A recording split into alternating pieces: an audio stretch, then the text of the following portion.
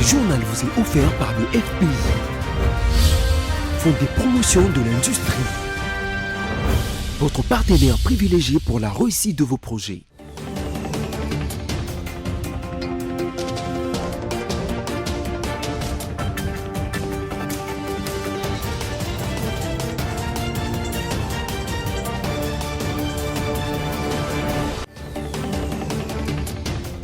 L'heure est à l'information sur BSC-TV. Bienvenue à vous tous. Voici le sommaire.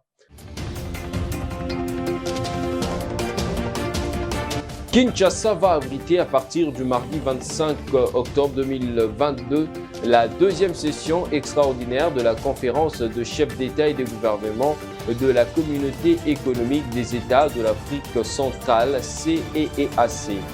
Dame, la pluie a causé plusieurs dégâts dans la ville de Kinshasa ce lundi 24 octobre. Nombreux sont ceux qui ont du mal à circuler à cause des inondations.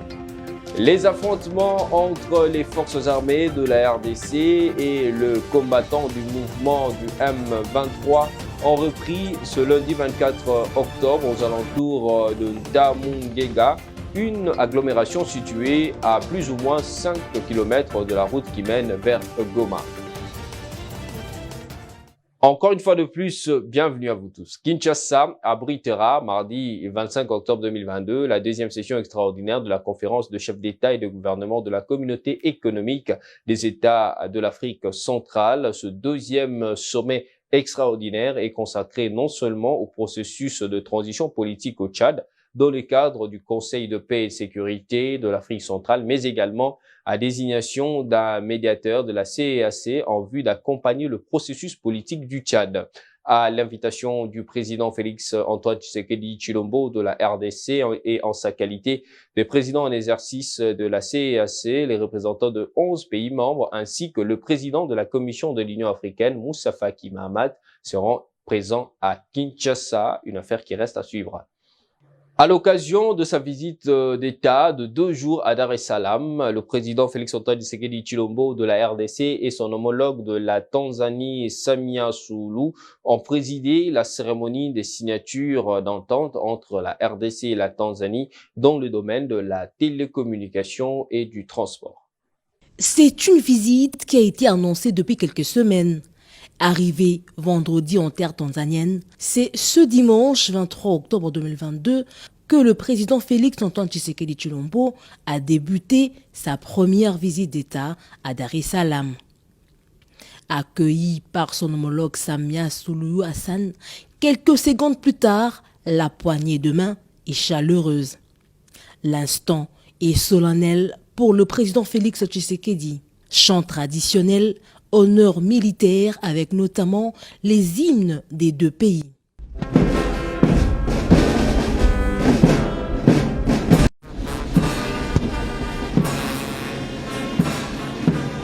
Suivi du passage en revue des troupes.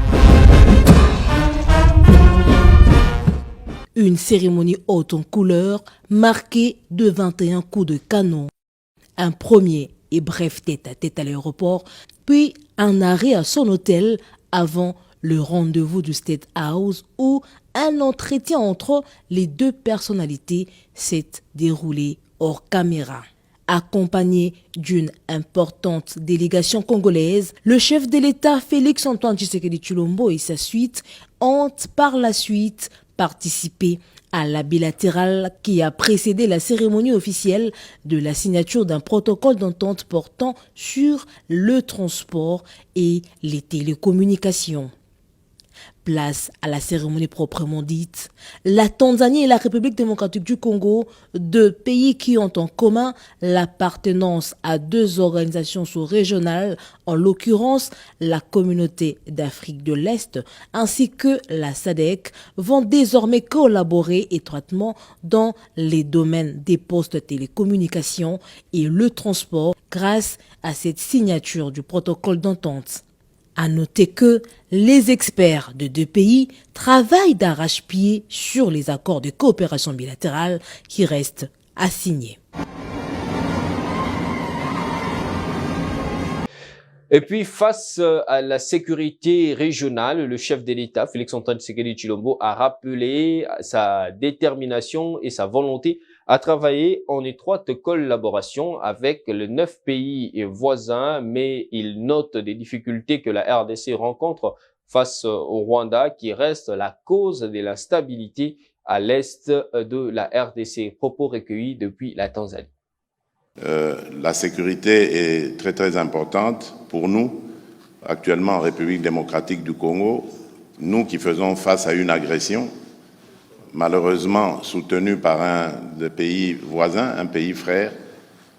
C'est d'autant plus pénible pour moi que j'ai mis beaucoup d'énergie, depuis que je suis président de la République démocratique du Congo, à développer des relations fraternelles avec tous nos voisins. Nous en avons 9. Malheureusement, l'un de nos voisins ne l'entend pas de cette oreille et il préfère, lui, la déstabilisation et l'insécurité. Je ne sais pas pourquoi. Nous devons réussir ce défi à augmenter le commerce entre les pays africains.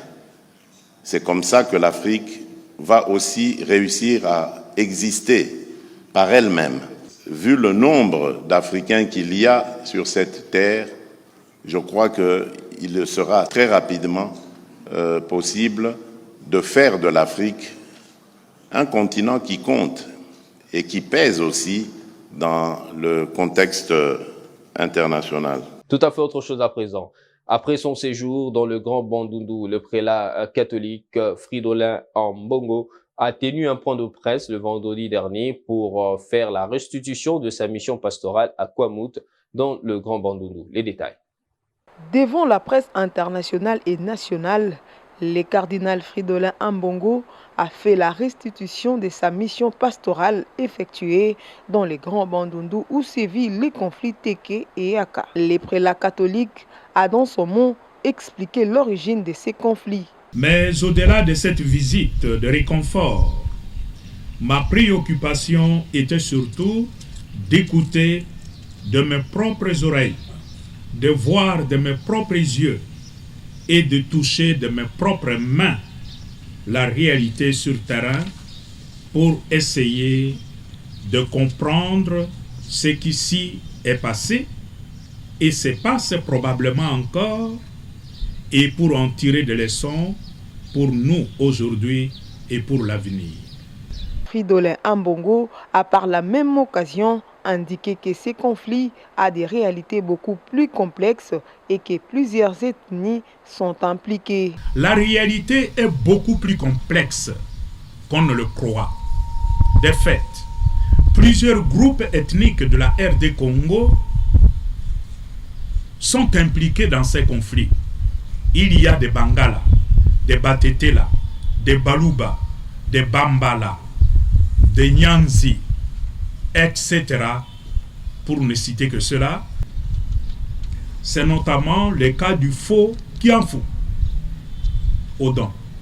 Tout le monde le connaît et il est à l'origine de l'aggravation de ces conflits et on le voit se promener à Kinshasa et il affiche avec le président de la République. Ce qui choque énormément les Batékés. Le prélat catholique a ensuite formulé 4 recommandations à l'endroit des autorités congolaises pour mettre fin à ces conflits. 1. Le renforcement de la présence et de l'autorité de l'État dans les territoires de Kwamouth. 2. L'appui matériel et financier conséquent à l'armée et à la police nationale. 3. La clarification par le ministère en charge des affaires foncières et coutumières de la notion des chefs de terre. Ce n'est pas clair. Mais aussi la notion de redevance qui est à l'origine de ces conflits. 4. Que soit tiré au clair le rôle joué par le faux Kianfu, Odon et le cordon Willy dans la genèse et l'exacerbation de ces conflits intercommunautaires. Le cardinal Ambongo lance un appel au gouvernement central pour répondre de manière urgente aux besoins des personnes déplacées et pour réhabiliter des infrastructures détruites dans les Grands Bandundu. Et puis la situation demeure inquiétante au Nord Kivu où un premier combat a été signalé sur l'axe Rangira-Rwanguba-Tcheguerero et un second ouvert sur l'axe Ntamu-Ngega dans les territoires de Rutshuru. Nous sommes dans la province du Nord Kivu. On écoute à ce sujet le compte rendu du porte-parole de l'armée depuis cette partie du pays. Les forces armées de la République démocratique du Congo portent à la connaissance de l'opinion nationale et internationale que, malgré la bonne foi et la volonté de son Excellence, Monsieur le Président Félix Antoine Tshisekedi, de trouver des solutions concertées dans la guerre d'agression imposée par le Rwanda à notre pays, les forces de défense du Rwanda, sous les couverts du M23, ont lancé depuis jeudi le 20 octobre 2022 des attaques sur les positions des FARDC sur l'axe Rangira-Rwanguba-Tcheguerero. Après avoir essuyé des revers sur cet axe où elles croyaient s'emparer facilement de cet important tronçon routier en vue d'empêcher le ravitaillement des forces loyalistes, une autre offensive a été lancée sur l'axe Kamugenga, où les affrontements se poursuivent. Dans l'ensemble, nos hommes se comportent de manière exemplaire sur le terrain et les forces loyalistes continuent à fixer l'ennemi. La situation est sous leur contrôle dans tous les fronts.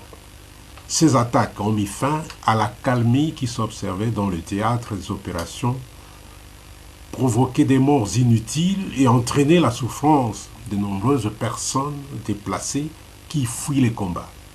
Au total, un civil a été fauché par les bombes rwandaises et 5 autres personnes blessées dans l'axe Rangira-Rwanguba-Tcheguerero. Dans l'axe Tamugenga, 3 civils ont été tués et 35 autres blessés, dont les enfants à Nyambikoro, près de l'hôpital. Les forces armées de la République démocratique du Congo rassurent la population de leur détermination de répondre avec vigueur à ces attaques, de défendre l'intégrité de notre territoire et de protéger la population jusqu'au sacrifice suprême.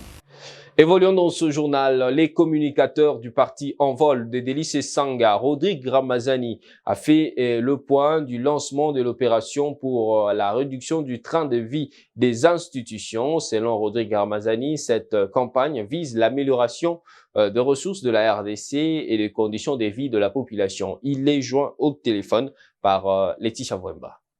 La campagne a des objectifs essentiels. Le premier objectif, c'est celui de déplacer les débats sur la réduction du train de vie de l'État, des institutions, vers la société, vers la population. Parce que vous savez, depuis que l'Envol mène ses combats depuis 2019, nous sommes très mal compris dans les institutions, mais aussi dans la classe politique. Il apparaît comme si ce combat est loin du peuple. C'est pourquoi aujourd'hui nous menons ce débat vers notre population pour que cette population s'imprègne de l'importance qu'il y a dans l'amélioration de nos ressources. Vous imaginez que nous avons l'État congolais qui consomme 80% du budget national et ne laisse que 20% à notre peuple, d'où la difficulté de pouvoir développer notre société, améliorer les conditions de vie de notre peuple. Il est ici le moment que notre peuple puisse comprendre la démarche de l'Envol. Et cette démarche, d'ailleurs,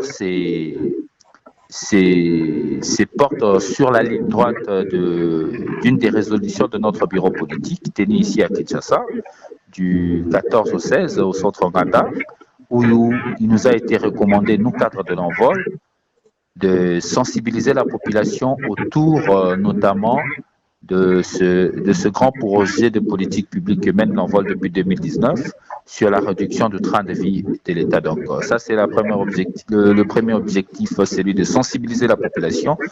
Le deuxième objectif est celui avoir la signature de la population dans le cadre d'une pétition qui sera signée pour informer aux animateurs et à toutes les institutions que le peuple congolais exige la réduction du train de vie de l'État. Donc très bientôt, il y aura une pétition qui va arriver pour que notre peuple puisse apposer sa signature et dire aux institutions de la République de réduire le train de vie de l'État, parce que cela ne permet pas que notre peuple puisse vivre et croire à un lendemain meilleur. Mesdames, Messieurs, vous l'avez suivi au sommaire. La ville de Kinshasa, capitale de la RDC, a été envahie cet avant-midi et même l'après-midi par une pluie diluvienne qui a causé beaucoup de dégâts à travers la ville. Une averse qui a commencé timidement aux alentours de 9 heures jusqu'après 16 heures. Plusieurs artères et rues de la capitale étaient inondées à cause du non-curage de caniveaux dans certains coins et de constructions anarchiques dans d'autres. Ceci est donc une interpellation pour les autorités compétentes afin de prévenir les dégâts majeurs.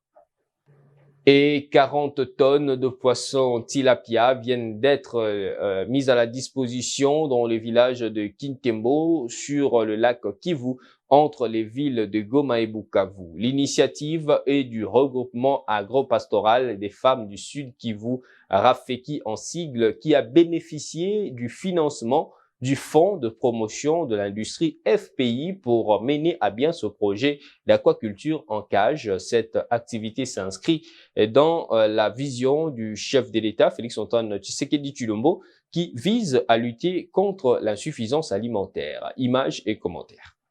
Le Fonds de promotion de l'industrie, direction du Nord et Sud Kivu, vient de lancer officiellement la récolte de poissons élevés dans les cages sur le lac Kivu, plus précisément à Kitembo, en province du Sud Kivu, par son directeur Kabunda. Vive FPI, hein? Oui. Vive Rafeki, vive Kitembo. Voilà. L'initiative est du projet de regroupement agropastoral des femmes du Kivu, Rafeki, que coordonne Madame Marie-Paul Bichweka.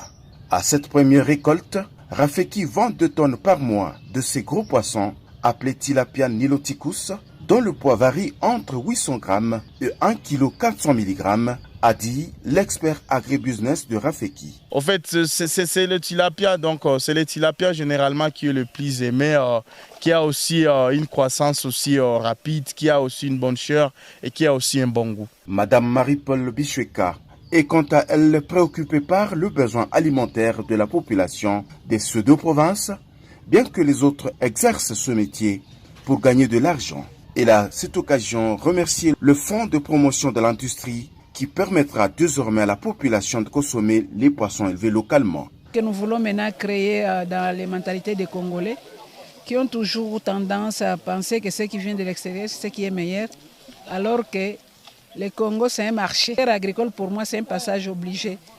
Parce que si on prenait l'exemple, normalement, on doit manger 3 fois par jour.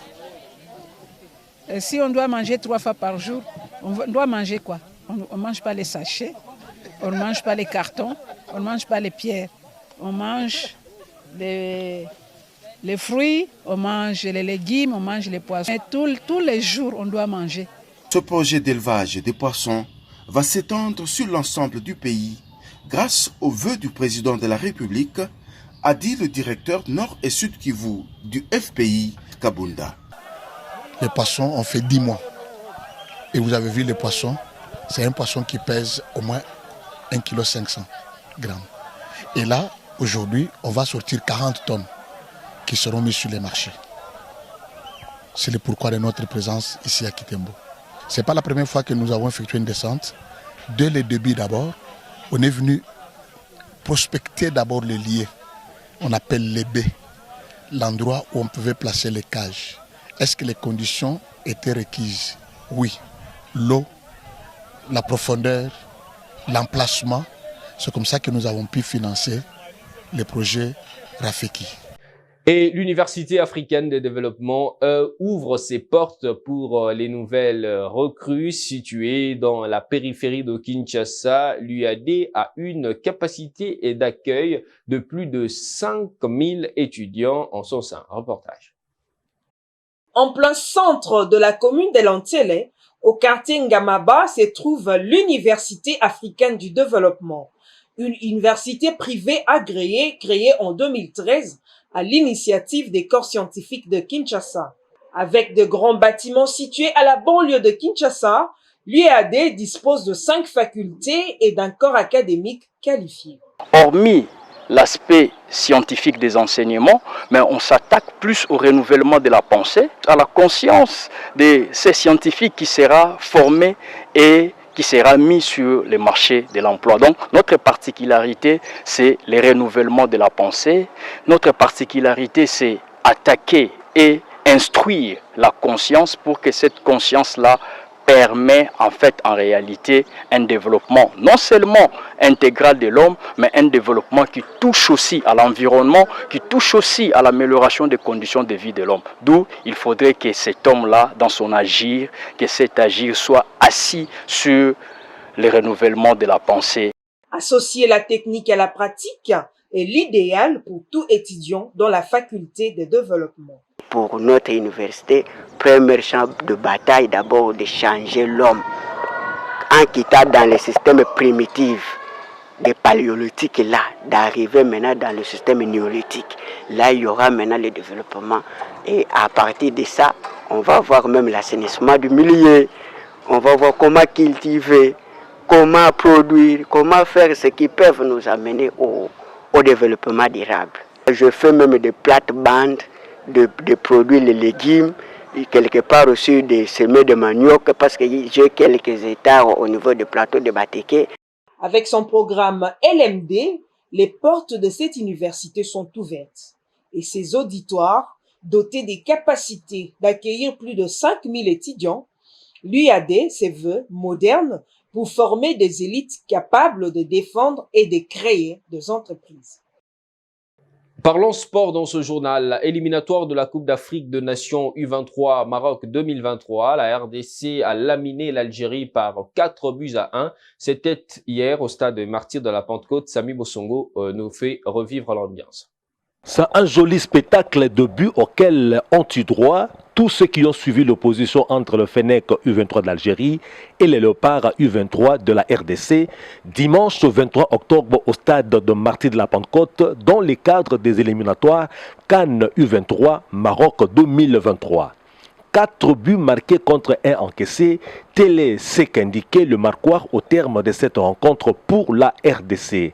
Très engagés dès l'entame du match, les Léopards U23 se ruent dans l'attaque et grappillent les résultats dès la 3e minute avec un but signé Gloire Moujaya. Évoluant dans la même lancée, ils alourdiront le score à la 20e minute et à la 23e minute par Jonathan Ikanga Lombo qui a signé son doublé. Cependant, 8 minutes après la reprise, Elton Kayembe est exclu pour un deuxième carton jaune pour mauvais jeu sur un Algérien. Toutefois, les Léopards ne baissent pas les bras à 10 contre 11 et ne voulant pas manquer au festival de buts, John Bakata score le 4e but congolais à la 56e minute. Pour avoir un peu baissé le régime après cette 4e réalisation, les Congolais se font surprendre et encaissent un but à la 80e minute quand le latéral gauche algérien Chem Sedine Bekouché signe la réduction du score. Cette grosse performance des Léopards U23 est une option sérieuse pour la qualification à la phase finale de la CAN U23 qui se jouera au Maroc. Le match retour est prévu ce samedi 29 octobre à Sétif en Algérie. Toujours en sport, et précisément le sport roi, Blessing FC a battu la JS Group Bazano par 3-0, alors que le TP Mazembe a fait courber les chines à l'AS Simba par 3-0 et le FC Lupopo l'a emporté devant l'US Panda B52 par 3-2. C'était dimanche 23 octobre au stade Dominique Diour et au stade Kikula dans le cadre de la manche allée de la 28e édition de la Vodacom Ligue 1. Encore une fois de plus, Samy Bossongo. Blessing FC versus la jeunesse sportive groupe Bazano, le tout-puissant Mazembe contre l'association sportive Simba et le football club Lupopo aux prises avec l'union sportive Panda B52. Telles sont les rencontres organisées par Vodacom Ligue 1 à cette phase allée de sa 28e édition, dimanche 23 octobre dans les différentes aires de jeu du Grand Katanga. Blessing FC Club du Lolaba a infligé à Bazano au stade Dominique Diour une lourde défaite 3-0. Dan Mbaya a permis à son équipe d'ouvrir la marque à la 16e minute. Sanja a corsé l'addition à la 40e minute et en deuxième période, malgré la multiplication des offensives par Bazano soldée par un penalty obtenu, hélas non converti par Jacques Diassa, Bazano s'est fait encore enfoncer en encaissant un troisième but, œuvre des Senganganga à la 78e minute. Sur le même stade, les dents et griffes des Lions de l'association sportive Simba n'ont servi à rien face aux corbeaux du tout-puissant Mazembe qui les ont mortellement picorés. Score final 3-0 pour le tout-puissant Mazembe. Le festival de buts a commencé après la 30e minute des jeux. C'est Philippe Kinzumbi qui marque le premier à la 33e minute d'une frappe puissante. Il revient à la charge et marque un deuxième but d'une belle frappe à la 60e minute. Adam Bossu marque le troisième but Mazembe à la 85e minute. Au stade de Kikula Delikasi, le FC Saint-Éloi Lupopo, grâce à sa victoire de 3-2, a empoché ses premiers 3 points de la saison aux dépens de l'USC Panda B52. Les buteurs du côté cheminot sont Chatakura dès la première minute, Peter Ikoyo à la 50e minute et Ikoyo Kayembe à la 60e minute. Grand remaniement au terme de ce rencontre dont les classements provisoires où Blessing FC occupe la première place avec 7 unités, plus 4 de différence de but après 4 duels. Lubumbashi Sport la deuxième place avec 7 points, plus 1 de goal à virage après 4 rencontres. Et le tout-puissant Mazembe la troisième place avec 6 unités, plus 6 de différence de but au bout de 2 affrontements. Mesdames, Messieurs, si vous n'avez pris chemin faisant, voici le rappel de titre.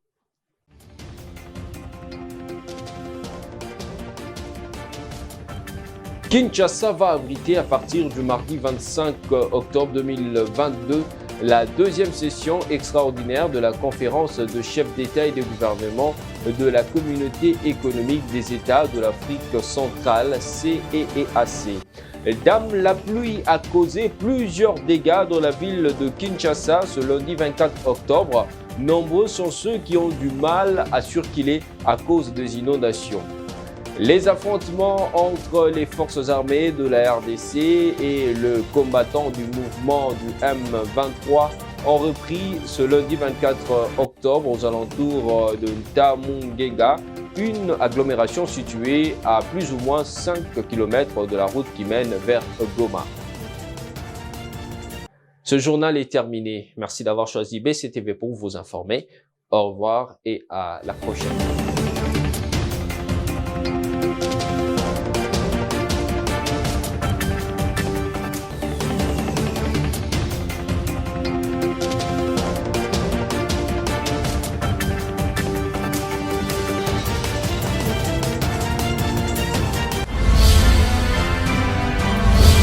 Ce journal vous a été offert par le FPI, Fonds des promotions de l'industrie, votre partenaire privilégié pour la réussite de vos projets.